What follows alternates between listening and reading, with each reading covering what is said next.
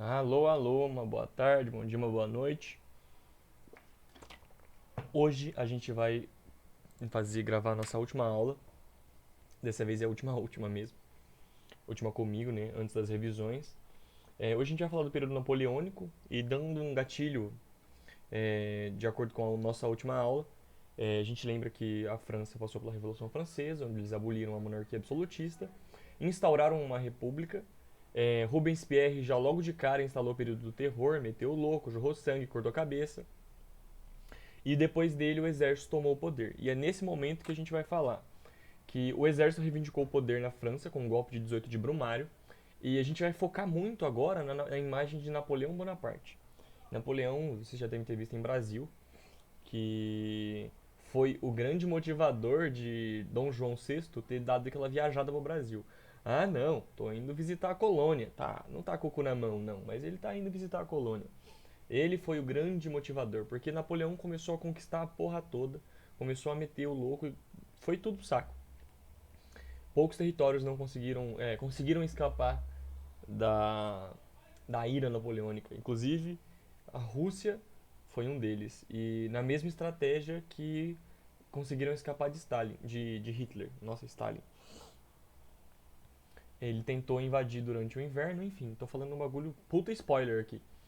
Mas enfim, o Napoleão ele diluiu o diretório francês e iniciou assim o período napoleônico que dividiu em duas fases, o consulado e o império.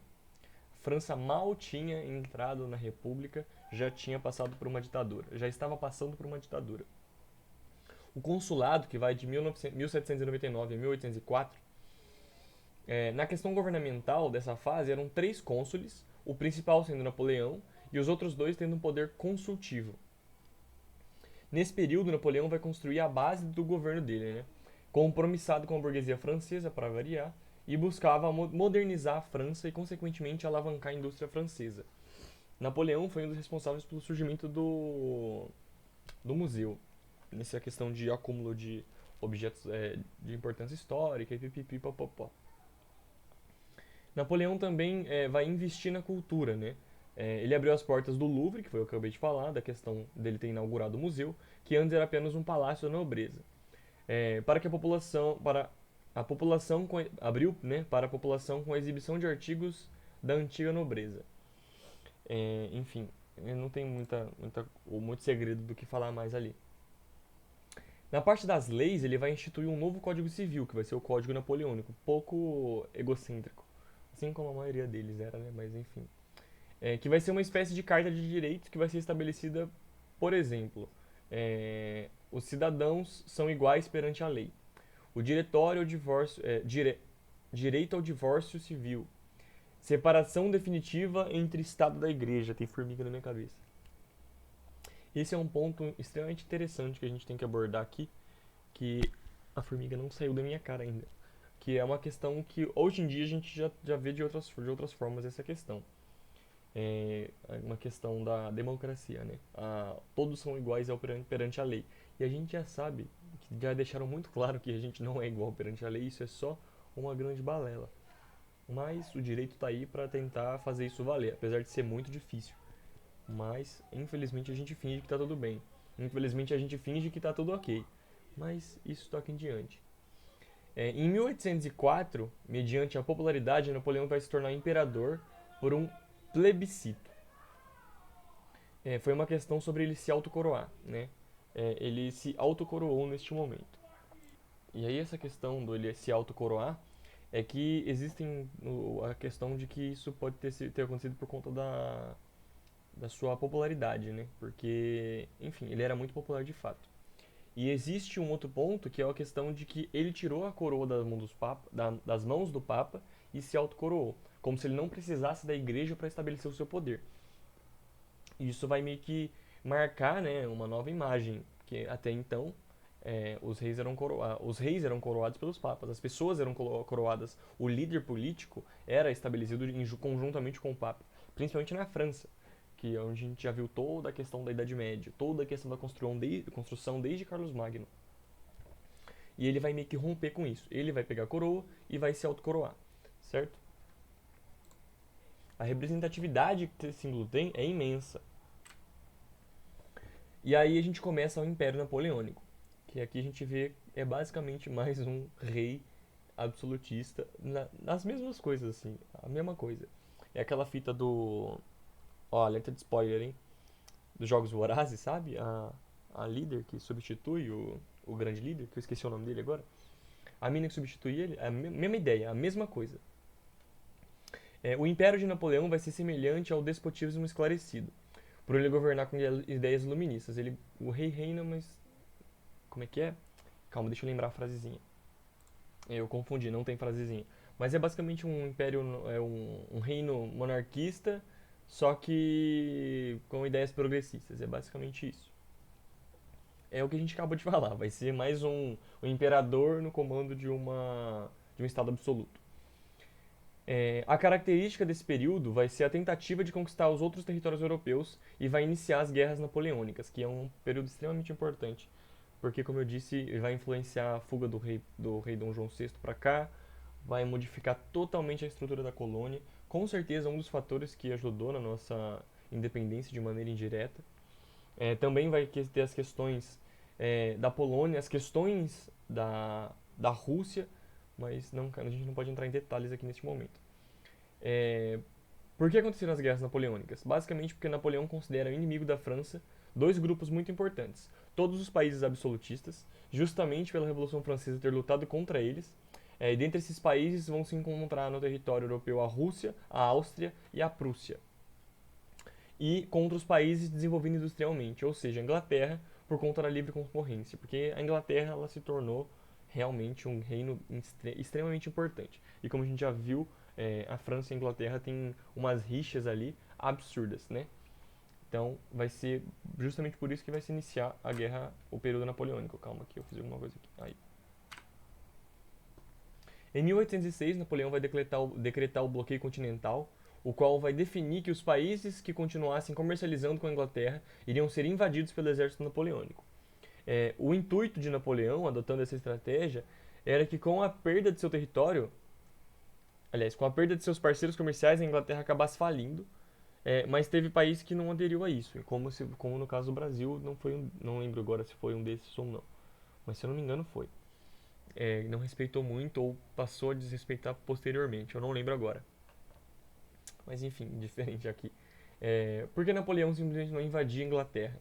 A Inglaterra tem uma posição extremamente privilegiada, extremamente estratégica. Ela é uma ilha, né? Ela é isolada do continente, ela não tem ligação direta com o continente.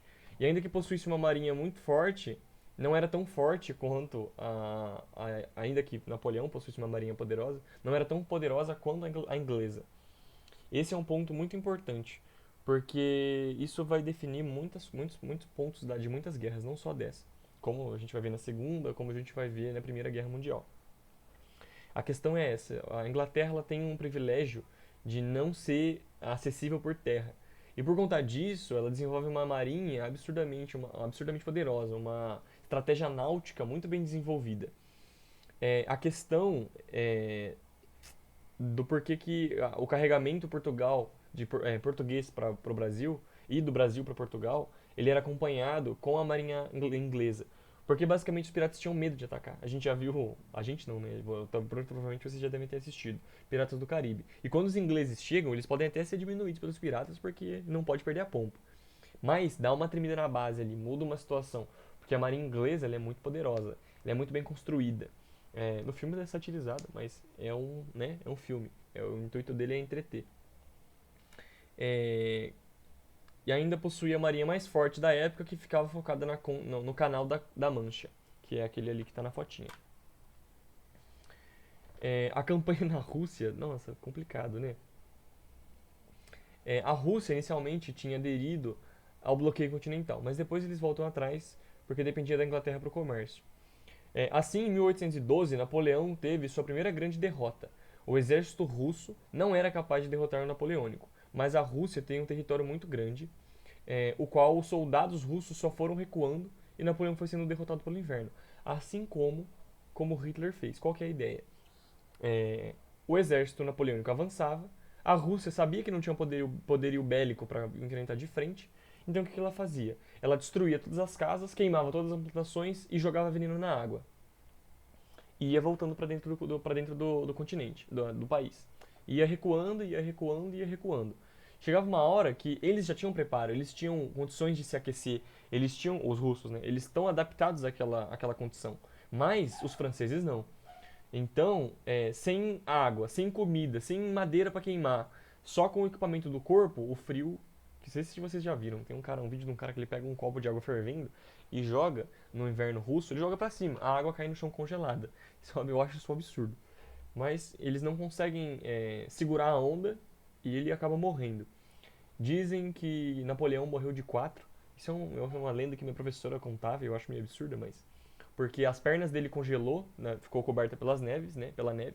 As pernas deles congelaram e o corpo dele morreu em pé. E nisso que morreu em pé, as pernas não aguentou o peso e ele pendeu para frente. E dizem que ele morreu amarrando as botas. É, morreu de quatro. É uma lenda urbana aí. Napoleão vai ser preso no ano de 1812 na ilha de Elba, no sul da Itália, porém em 1814 ele consegue escapar e volta em 1815 para a França, recebido com glória pelo povo francês.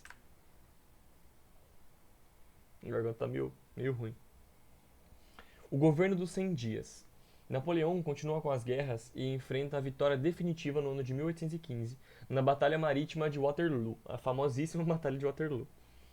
O estardalhaço que a era napoleônica causou, que foi a alteração dos limites territoriais e nas regiões que Napoleão conquistou, ele instituía uma carta de direitos e seu código napoleônico, ou seja, ele mudava a estrutura política do lugar onde ele invadia, tendo uma imensa popularidade na camada burguesa e popular desses territórios que vão se manter com os ideais do código, né? Eles vão manter os ideais que foram instaurados posteriormente.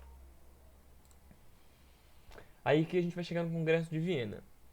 As potências que vão derrotar Napoleão, principalmente a Inglaterra, a Áustria, a Prússia e a Rússia, vão reorganizar os limites territoriais da Europa e vão definir que haveria a devolução dos países conquistados por Napoleão aos antigos reis, restaurando o antigo regime. Aqui é assim, grandes conflitos aí, né? Grandes tretas. Vai surgir a Santa Aliança, que vai ser uma aliança militar entre a Áustria, a Rússia e a Prússia, que tinha o intuito de oprimir a revolução nos países do território europeu.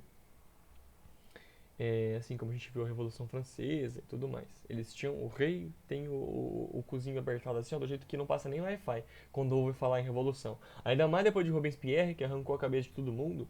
Nossa, os caras não podiam ouvir falar alguma coisa com o rei, que a mão já começava a ter calma, falta, calma, segura. Não podia ouvir a palavra revolução, que entrava em pânico. O Congresso de Viena também é apontado como um influenciador dos motivos da Primeira Guerra Mundial. Enfim, questão de redistribuição de territórios.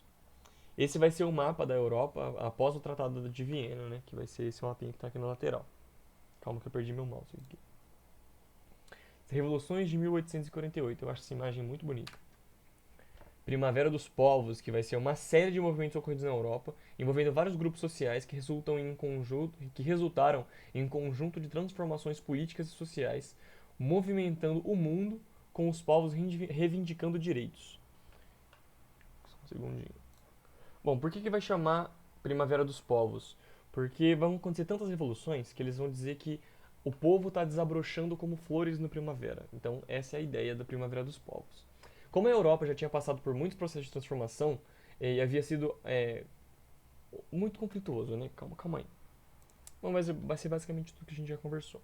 A Primavera dos Povos ela vai ter esse caráter de revolução e a Europa já tinha passado por muita coisa.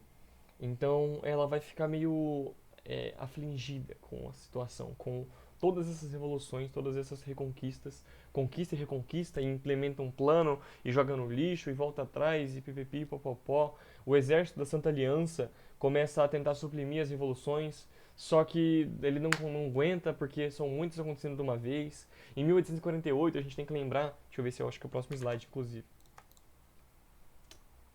Não, enfim. Vou deixar pra falar isso já já. A Europa já havia passado por um processo de transformação, que eu acabei de falar, que deixou ela agitada, como é a Revolução Francesa, a crise do antigo regime, as ideias do governo burguês tomando palco, a Revolução Francesa, essa questão do Robespierre. E o exército da Santa Aliança e o nacionalismo vão começar a tomar esse poder e tentar suprimir as revoluções, mas vai falhar, vai fracassar. Em 1848 foi o ano que mais conquistaram cartas de direitos, ou seja, a gente começa a destronar reis e deixar com que as repúblicas ascendam, os direitos civis começam a tomar importância. Em 1848, que era o que eu ia falar, é publicado o Manifesto Comunista, que curiosamente eu estou tendo que ler para a faculdade, então tá aqui, ó, de bolso, bonitinho, fofo.